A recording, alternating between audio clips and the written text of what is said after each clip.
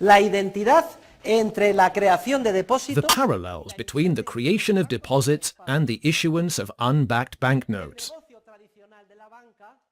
The traditional banking business went unnoticed by most citizens due to its subtlety. And in fact, economists did not understand it until a century ago, almost yesterday. This business consisted of creating unbacked deposits from nothing, the process we have just explained. And it gave rise to the expansions in ancient Greece, the crisis of Mithridates, that of Callistus in Rome, who was later Pope and a saint, the crises in Florence in the 14th century, the crisis that ruined all the bankers in Seville and the rest of the Mediterranean cities in the 16th century, and so on. Well, in the 17th century, bankers discovered a new kind of business parallel to this one and with identical effects. It consisted of the following. When people deposited money, gold at that time, bankers gave them a deposit certificate, a receipt. I have received from John Doe so many grams of gold. Well, at the beginning of the 17th century, bankers discovered a new kind of business, issuing certificates for more gold than was deposited. The Bank of Stockholm, for instance, began to operate in this way at its inception. This practice is more visible than the other.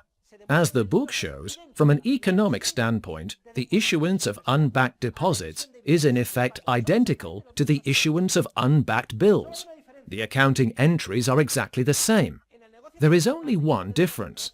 In the traditional business of issuing deposits, the customer is given a checkbook, and when he makes a payment, he must write down the amount. In the business of issuing paper currency, or unbacked deposit certificates, people pay in a different way. I owe 1,500. Okay, here are 10 100s and 10 50s. I hand over certificates until their amount coincides with what I owe.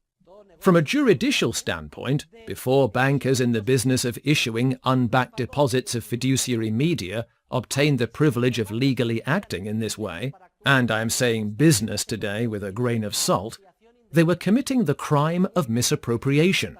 Bankers had to keep the tantundum in cash always available to depositors, and if they appropriated 90% of it to lend to third parties, they were committing a crime. Bankers in the business of issuing unbacked certificates commit different crimes, specifically those of fraud and counterfeiting, because they are saying, I have received from John Doe so much money, when they have not received it. Well, since people became accustomed to paying with certificates rather than gold coins, which they had to carry in a pouch, etc., as long as there was confidence in the bank, the certificates, that is, the paper currency, circulated as if they were gold. Fortunately, on July the 19th, 1844, Peel's Bank Charter Act was enacted in the United Kingdom, where, thanks to the sound theory of what is known as the currency school, the issue of bank certificates or paper bills not backed 100% was prohibited. This was a tremendous success of economic theory, and hats off to the politicians of the period and to the representatives in Parliament who identified the origin of the disruptions which had been recurring since the Napoleonic Wars, and included artificial expansion, financial crises, and economic recessions. They identified the origin correctly and prohibited the issuance of paper currency not backed 100%. However, it was a Pyrrhic victory, because they forgot to also demand 100% backing for the issuance of deposits. Why did they forget? Because at that time, economists were not sure deposits formed part of the money supply exactly as bills do. But be careful. In 1844, they were unsure, but it is important to observe that 300 years earlier, when banks were not in the business of issuing paper currency, Luis de Molina and the Spanish scholastics had already discovered that demand deposits formed part of the money supply. What a shame! If that knowledge the Spanish scholastics possessed had not been forgotten, the Peel Act would also have prohibited a fractional reserve on deposits.